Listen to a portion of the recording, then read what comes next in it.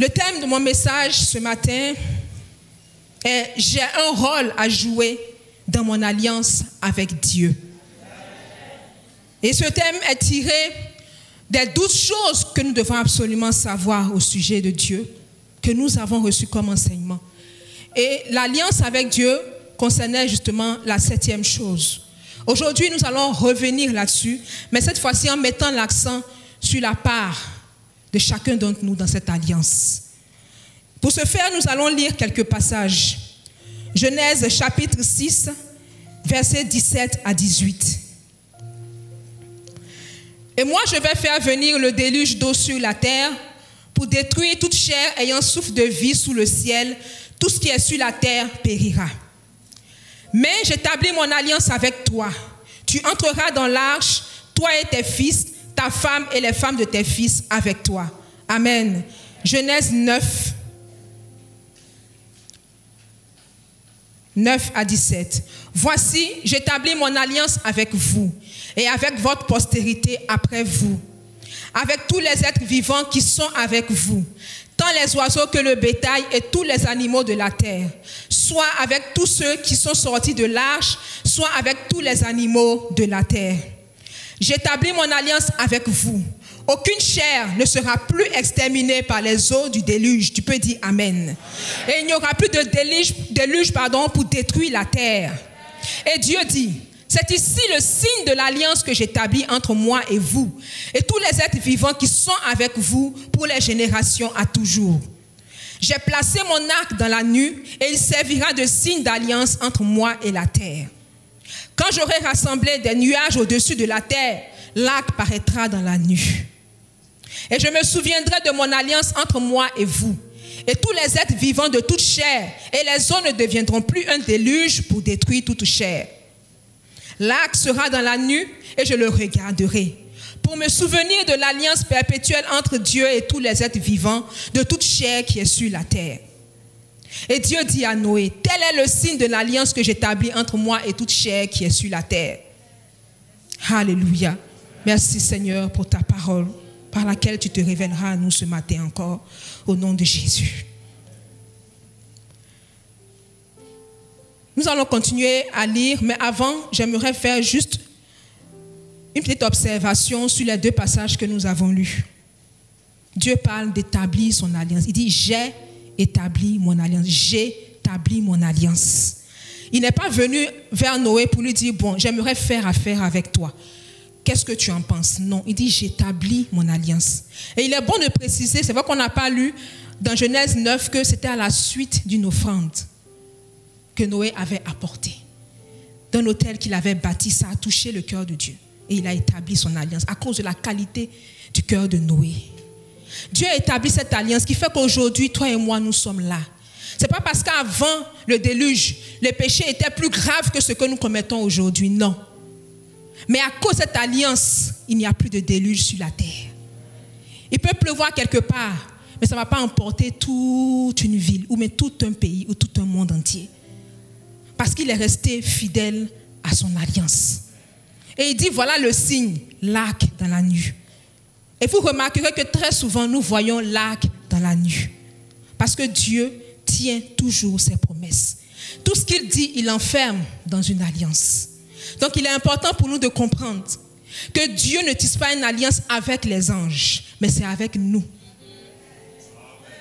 Nous devons en être conscients. Et nous aussi, emprunter le même chemin de fidélité. Alléluia. Matthieu, chapitre 26, versets 26 à 29. Pendant qu'il mangeait, Jésus prit du pain et après avoir rendu grâce, il le rompit et le donna aux disciples en disant, « Prenez, mangez, ceci est mon corps. » Il prit ensuite une coupe et après avoir rendu grâce, il la leur donna en disant, « Buvez-en tous. Car ceci est mon sang, le sang de l'alliance qui est répandu pour plusieurs pour la rémission des péchés. Je vous le dis, je ne boirai plus désormais de ce fruit de la vigne jusqu'au jour où j'en boirai de nouveau avec vous dans le royaume de mon Père. » Hébreux 7, verset 22. Jésus est par cela même le garant d'une alliance plus excellente. Amen. Alléluia. Proverbe 20, verset 25. Nous allons lire dans la version Louis II et Parole de vie. C'est un piège pour l'homme que de prendre à la légère un engagement sacré et de ne réfléchir qu'après avoir fait un vœu. Version Parole de vie. Promettre une offrande à Dieu sans réfléchir ou réfléchir seulement après avoir fait un vœu, cela est dangereux. Ça veut dire que même si tu as parlé et que tu ne t'es pas rendu compte de ce que tu disais, dès l'instant où tu as prononcé la parole, ça devient compliqué quand tu ne la mets pas en pratique. Quand tu fais un vœu et que tu ne l'accomplis pas. Alors, à titre de rappel, nous allons définir l'alliance comme un contrat ou pacte conclu entre deux parties, incluant des engagements réciproques, lesquels engagements tiennent lieu d'obligation. On ne parle d'alliance que lorsque les deux parties se sont engagées réciproquement. Si c'est une seule personne qui s'engage, on ne parle pas d'alliance. Ou si encore, on s'est mis d'accord, mais un d'entre nous ne respecte pas les clauses de l'alliance. En ce moment-là, l'alliance n'est pas active. Il est important que chacun joue sa partition. Et nous savons tous que Dieu le fait. Indépendamment de nous, déjà, il est fidèle. Il tient ses promesses. Il nous donne le souffle de vie. Il nous a protégés et il continue de nous protéger. Mais toi, quelle est la part que toi tu apportes? Est-ce que tu es sûr que tu fais ta part?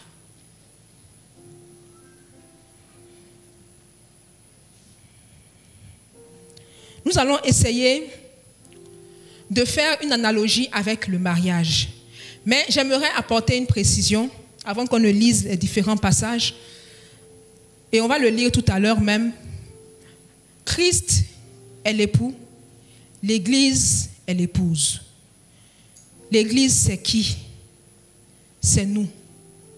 C'est nous qui sommes l'Église. Donc nous sommes dans une alliance de mariage avec Christ. Mais pour que le sens de cette alliance-là soit bien compris, il était important qu'il y ait des hommes, des personnes au travers de leur mariage qui représentent justement le modèle de Christ et de l'Église. Mais tout cela, en fait, nous amène à comprendre l'importance de l'alliance.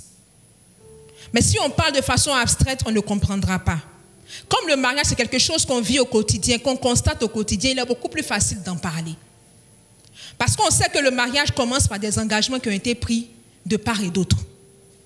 Peut-être qu'au départ, je ne t'ai pas intéressé quand le frère est venu me voir. Mais depuis le jour où j'ai accepté de marcher avec lui, ça a produit des effets. Ce oui que j'ai donné a produit des effets. Donc en ce moment-là, je ne peux pas dire que c'est quand on va se marier que l'engagement va prendre tout son sens. Ou même que l'engagement va être activé.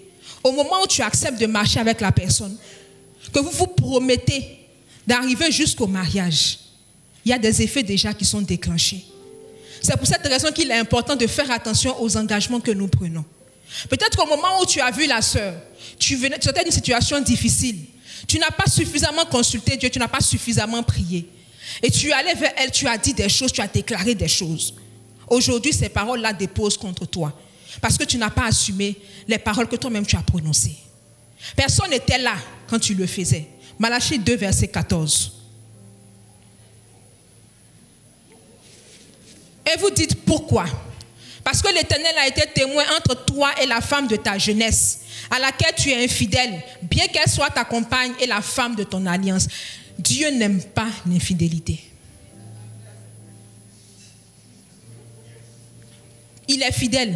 Comment vous voulez qu'il aime l'infidélité? Version parole de vie. Vous vous demandez pourquoi? C'est parce que vous aviez promis devant lui de rester fidèle à la femme choisie pendant votre jeunesse. Mais vous l'avez trahi. C'était pourtant votre compagne et vous vous étiez engagé envers elle. On pourrait se poser la question, mais dans mon affaire avec ma femme là, où a affaire de Dieu dedans?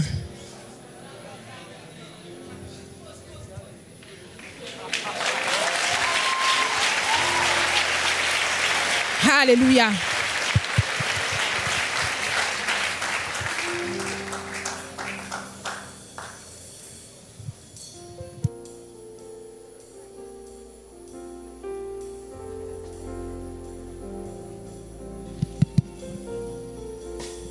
Merci.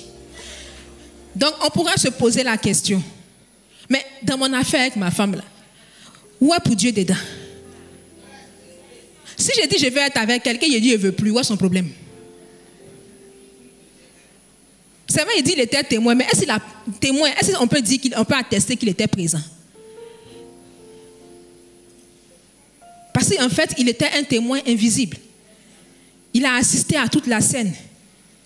Quand tu dis que tu es en alliance avec Dieu, tout ce que tu dis engage Dieu. Quand tu es en alliance avec Dieu, tu ne peux plus dire c'est ma vie. Je fais ce que je veux. Parce que tu portes et transportes l'image et la ressemblance de Dieu. Donc tu dois faire extrêmement attention à ce que tu dis. Parce que lui-même, il veille sur sa parole. La Bible ne le dit-elle pas? Il veille sur sa parole. Nous-mêmes, quand il nous fait des promesses et puis ça dure un peu plus de 10 ans, on commence à dire il nous a menti. Alors qu'on sait que Dieu ne ment pas. Parce que lui, il s'arrange à faire ce qu'il a dit. Et tu dis que tu as son image et sa ressemblance. On dit que c'est le fils de ton père qui est là. Je suis fils de Dieu. Je suis enfant de Dieu. Si un enfant passe son temps à mentir, qu'est-ce qu'on va dire? Que son papa n'a pas bien éduqué. Quand on voit le fils, on reflète immédiatement, on se dit c'est le père. Donc quand tu n'arrives pas à tenir parole, tu donnes l'impression que Dieu n'est pas capable de tenir parole. Et puis tu lui dis en quoi est-ce que tu es concerné? Mais tout de suite après, tu cherches à voir tout ce qu'il y a comme avantage rattaché à ta relation avec Dieu. Tu es fort pour réclamer ce qui est sans doute, peut-être tu penses que ça t'appartient. Mais tu ne cherches pas à faire ce qu'il te demande. Dans ton quotidien, il est là. Comment tu t'adresses à tes collègues, à ton voisin de taxi? Comment tu t'adresses à lui? Il entend, il est là. Parce que tu engages Dieu. Vous me voyez aujourd'hui avec le micro. Si demain vous me voyez dans la circulation en train d'insulter quelqu'un, qu'est-ce que vous allez penser? Parce qu'en réalité, nous sommes en alliance et nous portons cette image de Christ. Donc nous devons faire extrêmement attention aux déclarations qui sortent de nos bouches. À plus forte raison, une relation de mariage. Le mariage ne commence pas le jour où on a dit oui devant le maire. C'est quand on s'est dit oui à deux dans le secret, là, où personne n'était au courant. Dieu a pris cela en considération. Tout dépend de ce que vous vous êtes dit. C'est qu'on se dit qui produit des effets dans notre relation. Si le monsieur lui dit non, je veux juste voir si tu es en mesure d'être ma femme, elle ne va pas se mettre des idées dans la tête. Mais si tu attestes, tu mets caché dessus, c'est toi.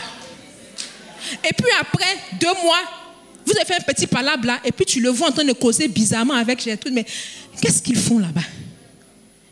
Ma chérie, il est en train de te remplacer. Toi-même, tu n'es pas au courant. Parce que pour toi, c'est un enfant de Dieu. Donc quand il a fini de parler là, il est sérieux dans ce qu'il a dit. Alors qu'en réalité, il y a un temps de gourmet qui t'attend. Pourquoi? Parce que le gars n'est pas sérieux. Et pour lui, Dieu n'a rien à voir là-dedans. L'alliance est exclusive. L'alliance ne concerne pas un domaine pour laisser l'autre. L'alliance concerne tous les domaines de ta vie. Tu ne peux pas prendre un côté et laisser pour dire non, ça là, bon, ce côté-là, Seigneur, bon, tu sais, bon, d'accord, mais ça là, il faut laisser. Hein, faut laisser.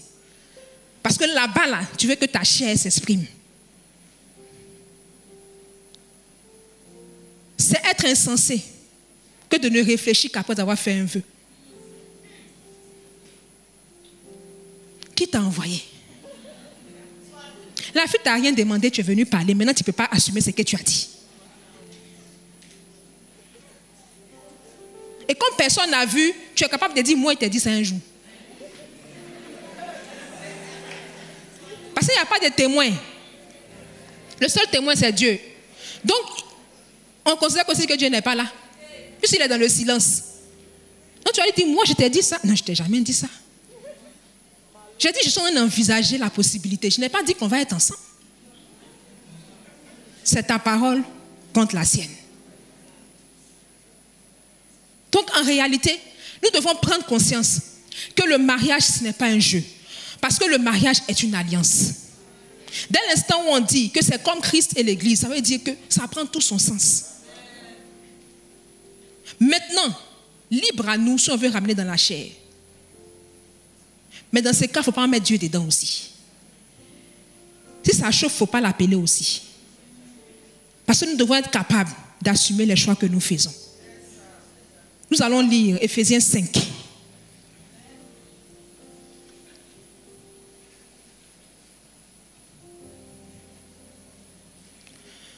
« 21 à 32. Vous soumettant les uns aux autres dans la crainte de Christ. Femmes, soyez soumises à vos maris comme au Seigneur. Car le mari est le chef de la femme, comme Christ est le chef de l'Église qui est son corps et dont il est le sauveur. »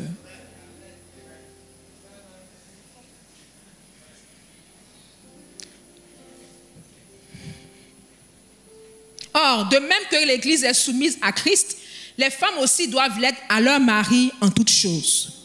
Marie, aimez vos femmes, comme Christ a aimé l'Église et s'est livré lui-même pour elle, afin de la sanctifier par la parole, après l'avoir purifiée par le baptême d'eau, afin de faire paraître devant lui cette Église glorieuse, sans tache, ni ride, ni rien de semblable, mais sainte et irrépréhensible. C'est ainsi que les maris doivent aimer leurs femmes comme leur propre corps. Celui qui aime sa femme s'aime lui-même. Car jamais personne n'a haï sa propre chair, mais il la nourrit et en prend soin comme Christ le fait pour l'Église. Parce que nous sommes membres de son corps. C'est pourquoi l'homme quittera son père et sa mère et s'attachera à sa femme et les deux deviendront une seule chair. Ce mystère est grand. Je dis cela par rapport à Christ et à l'Église. Version Semeur. Et parce que vous révérez le Christ, vous vous soumettrez les uns aux autres, vous femmes en particulier, chacune à son mari, et cela par égard pour le Seigneur. Le mari, en effet, est le chef de sa femme, comme le Christ est le chef, la tête de l'Église qui est son corps et dont il est le sauveur. Mais comme l'Église se soumet au Christ, de même la femme se soumet en toutes circonstances à son mari. Quant à vous, mari, que chacun de vous aime sa femme, comme le Christ a aimé l'Église, il a donné sa vie pour elle, afin de la rendre digne de Dieu, après l'avoir purifiée par sa parole comme par le bain nuptial. Il a ainsi voulu se présenter cette Église à lui-même, rayonnante de beauté, sans tache, ni ride, ni aucun défaut, mais digne de Dieu et irréprochable. Voilà comment chaque mari doit aimer sa femme comme si elle était son propre corps. Ainsi, celui qui aime sa femme s'aime lui-même. Car personne n'a jamais haï sa propre chair. Au contraire, chacun la nourrit et l'entoure de soins comme le Christ le fait pour l'Église. On va s'arrêter là. Voilà un peu, je peux dire, au travers de ce passage, l'essentiel même de l'alliance de mariage. La femme, dans ses obligations, doit se soumettre à son mari. Et il a dit en toutes circonstances, comme au Seigneur. On dit comme au Seigneur parce que justement, elle était d'abord en alliance avec Dieu avant de se marier. Donc déjà dans sa relation avec Dieu, elle a appris la soumission. Donc pour se soumettre à son mari, ça ne doit plus être compliqué. Mais pourquoi les femmes ne répondent pas?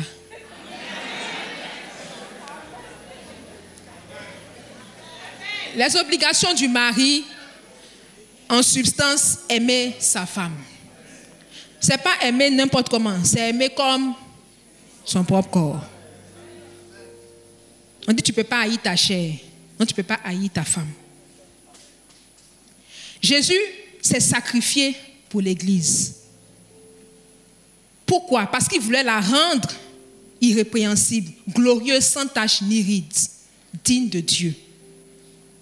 Et comme nous sommes là pour reproduire le modèle divin, le modèle de Christ, quand on dit l'homme, tu es la tête de la femme, tu es le chef de la femme, ce n'est pas pour soulever tes épaules. Ta mission est de la rendre digne de Dieu.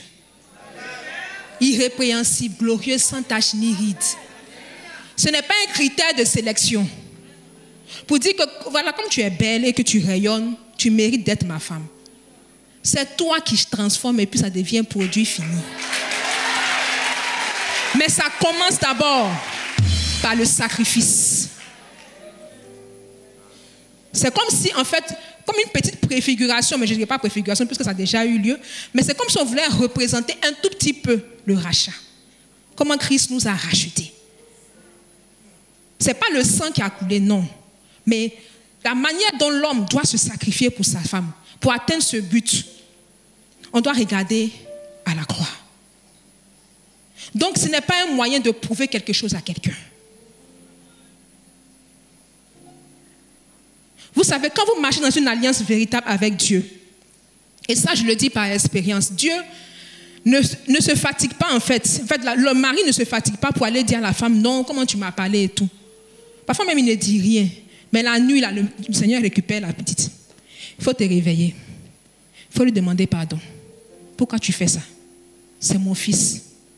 C'est ton chef. Tu n'as pas à lui parler ainsi. Et si tu ne te réveilles pas pour demander pardon, tu ne vas plus jamais dormir aussi. Parce qu'il faut que tu le fasses pour être libre. Le mari est le chef de la femme. On ne va pas revenir sur ce sujet. Mais le contenu, là, c'est ce qui est important. Et dans une question d'alliance, on n'a pas besoin, en fait, de se montrer ou de prouver à la personne ou de, non, tu dois être soumise, non. Dans le cadre de l'alliance, chacun connaît son rôle. Chacun sait ce qu'il a à faire. Donc, c'est à lui de le faire. C'est vrai, on peut parfois exhorter. Mais normalement, si nous sommes conscients de l'alliance de mariage dans laquelle nous sommes, il y a des choses qu'on ne peut plus nous dire de faire. Ce n'est pas normal que dans une période comme celle-ci, on continue de faire de l'histoire de la soumission de la femme là, un sujet à polémique. On devrait avoir compris que ce n'est pas l'homme qui a dit de se soumettre à lui. Ce n'est pas lui qui a écrit.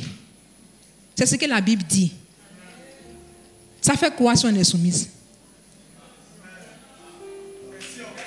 Ça fait quoi? Te soumettre ne te rabaisse pas. Je répète, te soumettre ne te rabaisse pas. Ça t'élève.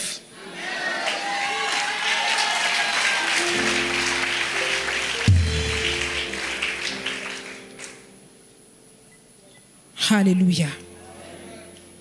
Quand chacun respecte sa part, quand chacun accomplit sa mission, quand chacun assume ses obligations, les effets sont immédiats. À commencer par l'harmonie. C'est Dieu qui a établi cette loi disant que l'homme quittera son père et sa mère, s'attachera à sa femme et les deux deviendront une seule chair. Dieu aimait Adam, il aimait Ève, mais il leur a laissé le temps de se former en tant que couple et de vivre leur relation. Parce qu'il voulait qu'ils deviennent une seule chair. Pour devenir un, c'est tout un chemin. Si on ne commence pas maintenant, c'est quand on va finir. Si à chaque étape, tu discutes, non, mais là, moi je ne suis pas d'accord, non. À ce niveau-là, non, pas du tout, je ne suis pas d'accord.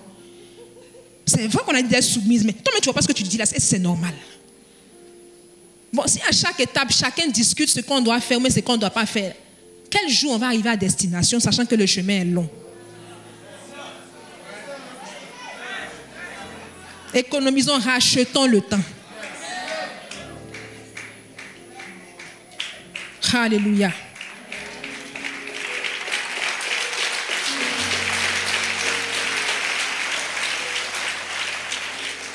Nous avons pris l'exemple du mariage parce que quand même, je vais dire ça, c'est l'exemple typique d'une alliance consciente.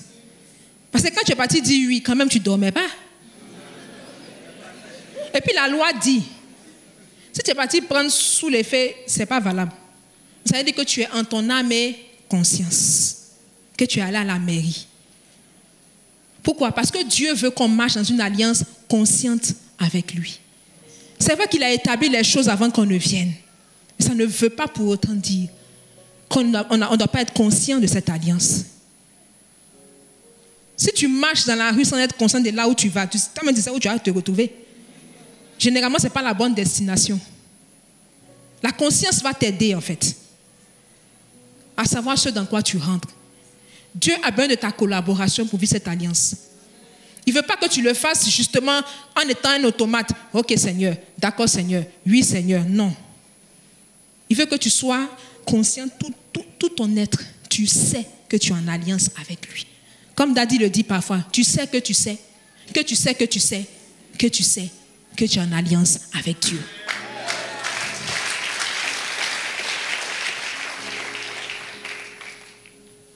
Mais nous avons besoin justement d'entretenir, je dirais entretenir cette conscience de l'alliance.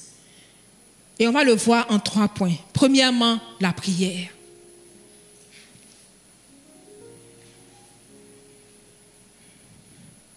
Matthieu 6, versets 5 à 7. Lorsque vous priez, ne soyez pas comme les hypocrites qui aiment à prier debout dans les synagogues. On va s'arrêter là. Moi, c'est juste la phrase « lorsque vous priez ». Et 1 Thessaloniciens 5, 17 dit « priez sans cesse ». Nous avons besoin d'avoir une communication permanente avec Dieu. C'est ce qui va nous aider à grandir dans notre relation. De la même façon que 2 époux ne peuvent pas être dans une même maison et puis ne communiquent pas, de la même manière aussi, qu'on ne peut pas être en relation avec Dieu et puis on ne communique pas avec lui. La prière va nous aider en fait à communiquer avec Dieu. C'est au fur et à mesure des échanges qu'un couple se forme. Je n'ai pas encore vu, peut-être que vous avez vu, je n'ai pas encore vu un couple se former comme ça, un mariage forcé. Ça c'est vrai. Où le papa dit, c'est ta femme qui est là. C'est ton mari qui est là. Là, c'est mariage forcé. Mais le couple mariage selon Dieu, c'est au fur et à mesure que vous échangez. Vous parlez. Vous vous rendez compte que vous avez des points communs. Que vous avez la même vision. Et puis des liens se créent entre vous. Et vous voulez aller beaucoup plus loin que ça. Tu ne peux pas dire que tu es en alliance avec Dieu et tu ne communiques pas avec lui. Tu ne sais pas ce qu'il veut. Tu ne sais pas à quoi il aspire. Ça ne t'intéresse pas en fait. Si tu t'es réveillé le matin, tu as mis ton pied hors du lit. Quand tu as voulu mettre le deuxième, tu as entendu crac, tu as eu mal. Tu dis, Seigneur, c'est quoi ça encore? Mais pourquoi mon pied me fait mal? Tu fais quoi comme ça? Toujours c'est à moi que ça arrive. Tu le grondes en fait. Tu as souffle de vie, tu respires encore. Tu ne dis pas Dieu merci. Tu te réveilles, ta préoccupation première, ce n'est pas forcément ce qui intéresse Dieu. Alors que quand tu es amoureux, normalement, tu es au petit soin, non? Si tu sais que j'aime bien boire le café, bien serré le matin, pour me faire plaisir, tu vas le faire. Bon, je parle de mon mari, bien sûr. Mais qu'est-ce qui intéresse Dieu quand tu te réveilles le matin? Est-ce que ça te préoccupe plus que ça? C'est tout ça qui veut dire que tu es en alliance avec lui. Au fur et à mesure, tu meurs en tes intérêts. Parce que quand on s'est marié et puis qu'on a pris l'engagement, et ce engagement, ça veut dire que c'est ce que la personne doit me faire. Ce n'est pas engagement. Ça, c'est attente. Parfois même exigence. Mais quand vous partez vous marier, que tu prends sa main, moi, oui, je te prends, je m'engage. À faire quoi? À te faire du bien. En fait, je te dis, je m'engage à vivre pour toi. Ma vie n'est plus importante. C'est toi d'abord qui viens en priorité. Ce n'est pas une affaire de écoute-moi, tu sais. Je suis un homme responsable et très apprécié. J'aimerais que, quand même, en tant que femme, quand tu te tiens à côté de moi, voilà, tu puisses prendre conscience de ça. Il ne faut pas aller me honner devant les gens ici. Donc toi, toute ta vie, c'est ce qu'elle doit faire pour toi. Ça, ce n'est pas mariage. C'est bon service. Parce que l'alliance consiste à faire des choses pour l'autre. Donc si tu marches avec Dieu, dans une alliance où tu ne sais même pas où tu vas, et puis tu ne t'intéresses même pas à ce qui intéresse Dieu, tu fais quoi là? Et heureusement qu'il sonde les cœurs. Tu ne peux pas dire qu'il a tout placé pour toi et puis toi tu ne fais rien. Comme la femme qui s'est mariée avec un homme milliardaire et puis elle est couchée à la maison. Elle pense que sa vie s'est arrêtée là, c'est fini. Le Seigneur l'a bénie, elle est arrivée. Nous avons un rôle à jouer, quelle que soit l'alliance dans laquelle nous sommes. Quand on dit alliance, on dit obligation, responsabilité. Donc même si tu n'es pas là pour l'aider à bâtir son empire, tu es là pour l'aider à conserver son empire. Tu n'es pas là pour l'aider à dilapider son empire. Chaque fois que tu rentres dans la vie de quelqu'un, c'est pour jouer un rôle. Donc on ne peut pas se permettre de dire que non, qu'est-ce que toi tu fais pour moi? Toi-même tu fais quoi pour lui? Qu'est-ce que nous faisons pour Dieu? À part nous plaindre. Quand tu dis Seigneur, merci pour ce matin, tout le reste là, c'est plainte. Amen.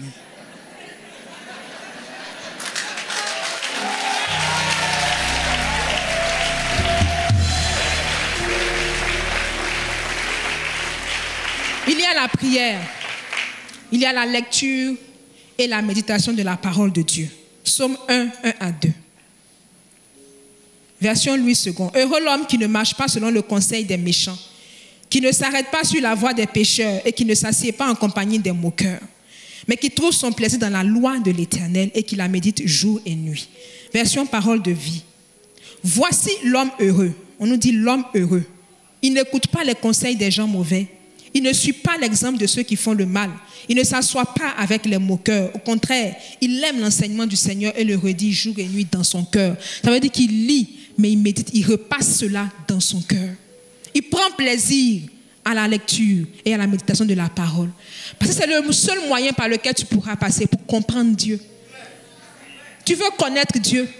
Attends, quand tu marches avec quelqu'un, tu ne cherches pas à savoir qui il est. Donc toi, tu marches avec Dieu, ce n'est pas important ce qu'il est. Ce qui est sûr, s'il m'a donné mon argent du matin, c'est bon.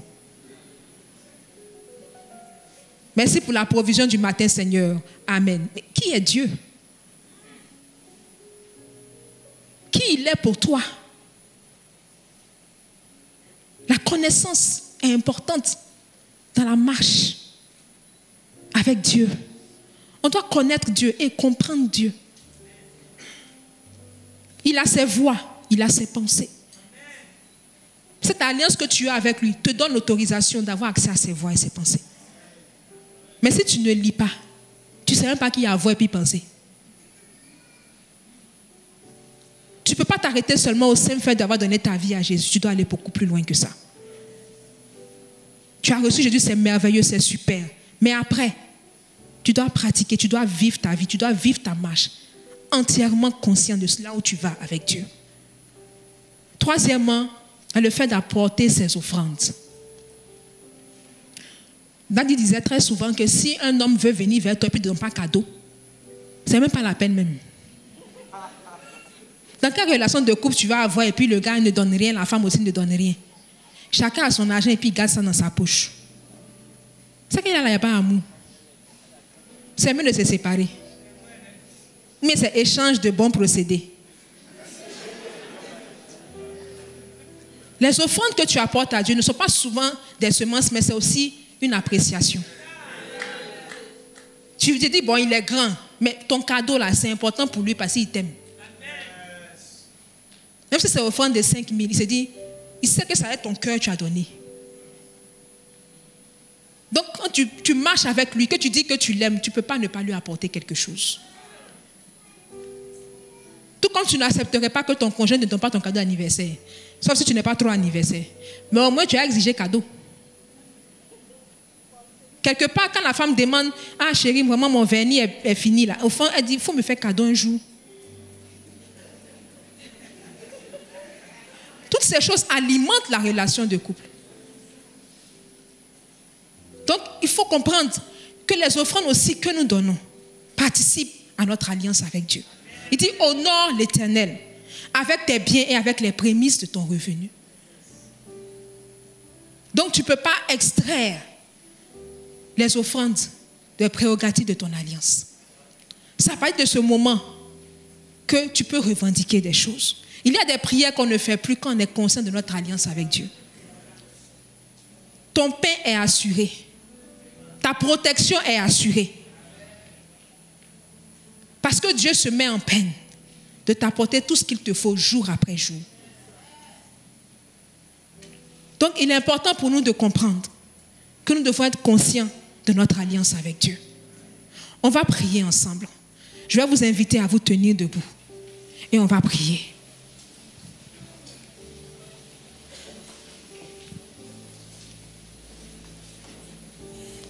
Tu vas dans un premier temps rendre grâce à Dieu.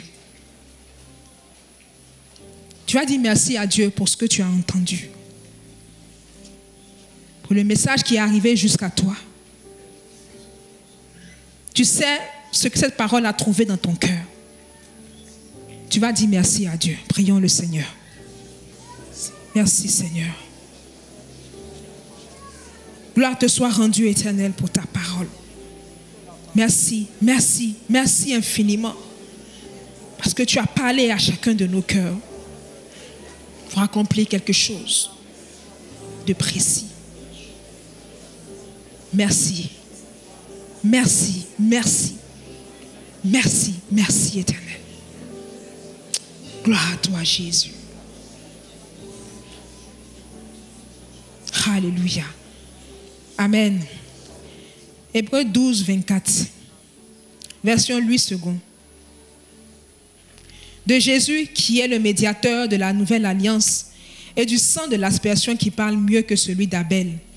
Version parole de vie. Vous vous êtes approchés de Jésus qui a répandu son sang pour nous rendre purs. Il est l'intermédiaire d'une alliance nouvelle que Dieu a établie avec nous et son sang répandu parle plus fort que celui d'Abel.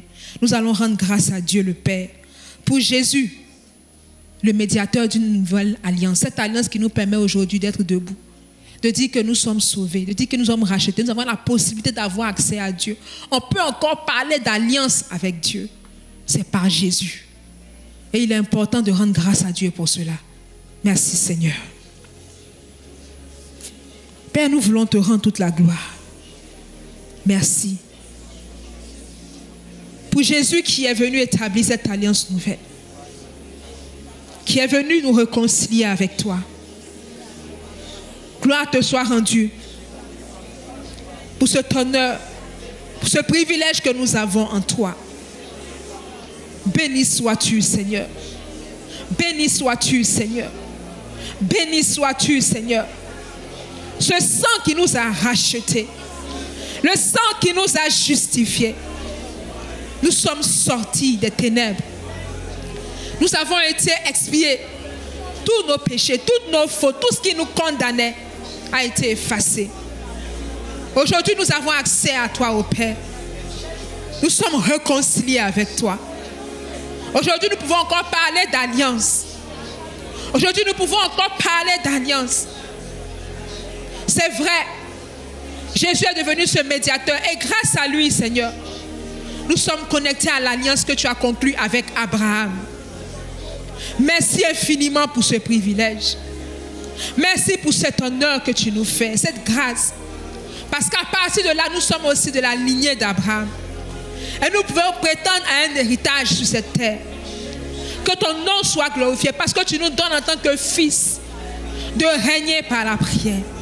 Merci Seigneur parce que nous avons un mandat pour régner sur cette terre. Nous sommes appelés à régner sur la terre.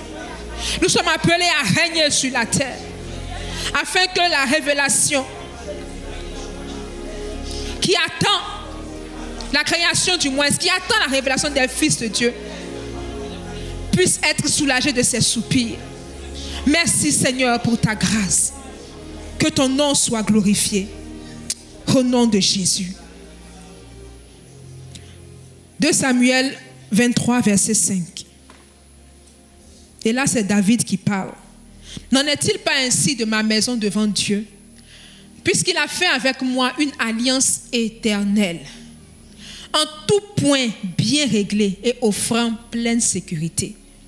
Ne fera-t-il pas germer tout mon salut et tous mes désirs? Alléluia.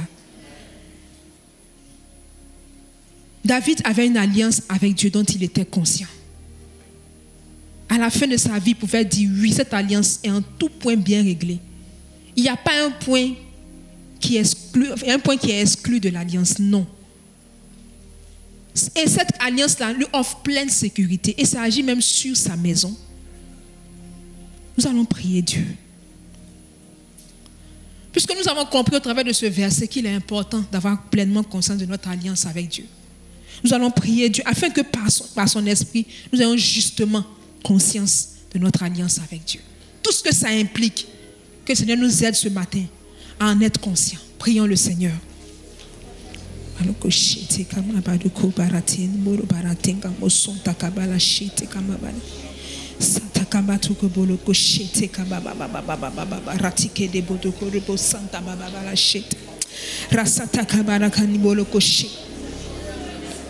Reka Santa Boloko Shete Kababa Ratika Mos Sata Kabara Kashata Baba Baba Santa Boloko Shete Kababa Resete Ken Boloko Shata Baba.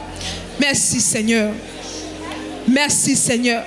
Je prie au Dieu afin que tu donnes à chacun d'entre nous, par ton esprit, à être conscient de l'alliance que nous avons avec toi. L'alliance que chacun de nous a avec toi. Que nous en connaissions les implications. Que cette conscience nous amène à être complètement en paix avec toi. Parce qu'elle offre pleine sécurité. Nous n'avons pas à nous en faire pour toutes choses. Parce que tu prends déjà soin de nous. Merci Seigneur pour la conscience de notre alliance avec toi. Au nom puissant de Jésus. Amen. Jacques 4, verset 7. Soumettez-vous donc à Dieu. Ce matin, tu vas t'engager au nom de Jésus à te soumettre à Dieu au travers de ton alliance avec lui, à assumer toutes tes obligations, tes responsabilités, à avoir une vie d'obéissance à sa voix. Prions ensemble le Seigneur. Ô Éternel, ce matin, en mes propres mots, je voulais m'engager à me soumettre à toi. Ta parole dit clairement que tu résistes aux orgueilleux, tu fais grâce aux humbles. Je veux me soumettre à toi. Je veux me soumettre à toi. Je fais le choix, Seigneur, de me soumettre à toi, Seigneur. Au nom de Jésus.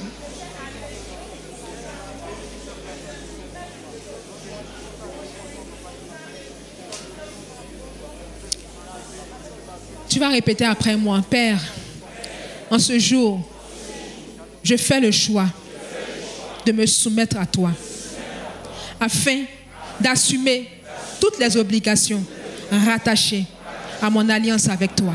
Au nom de Jésus. Amen. Amen. Amen. Gloire à Jésus. Amen.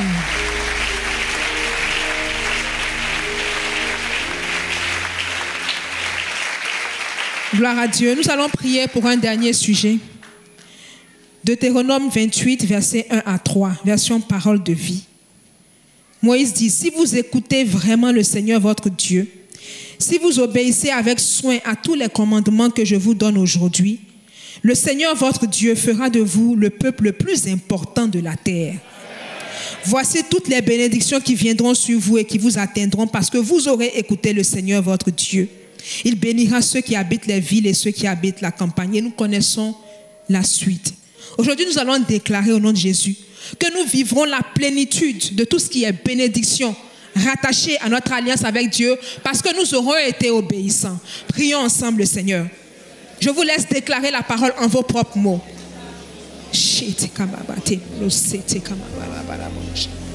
Père, je déclare au nom de Jésus que je vais jouir de tous les bénéfices rattachés à mon alliance avec toi. Parce que j'ai fait le choix de me soumettre à ton esprit. Parce que j'ai fait le choix de m'abandonner entre tes mains. Aujourd'hui, je sais, Éternel, que ma récompense sera grande. Je peux m'attendre à toi. Oui, je peux m'attendre à toi. Oui, je peux m'attendre à toi. Parce que certainement tu me visiteras. Certainement tu me feras du bien. Parce que nous avons une relation. Parce que nous avons une marche. Parce que nous avons une alliance. Merci Seigneur. De quelque voie par laquelle tu passeras pour me bénir, je sais que tu le feras. Parce que je marche avec toi. Et parce que je suis consciente que je marche avec toi. Et que j'ai des obligations. J'ai des responsabilités à assumer. Et je suis prête à le faire, Seigneur. Merci pour la bénédiction que je reçois de toi en retour. Au nom puissant de Jésus-Christ. Alléluia. Amen. J'aimerais faire cet appel. Tu es ici, tu n'as pas fait la paix avec Christ. Tu n'as pas donné ta vie à Jésus. Tu as été touché par le message. Tu veux aussi, toi aussi, rentrer dans une alliance avec Dieu. Une alliance consciente. Si tu es là, est-ce que tu peux lever la main, s'il te plaît?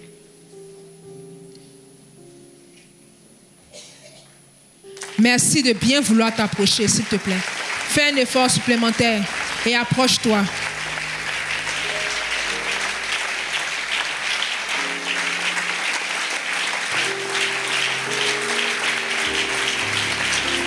Merci.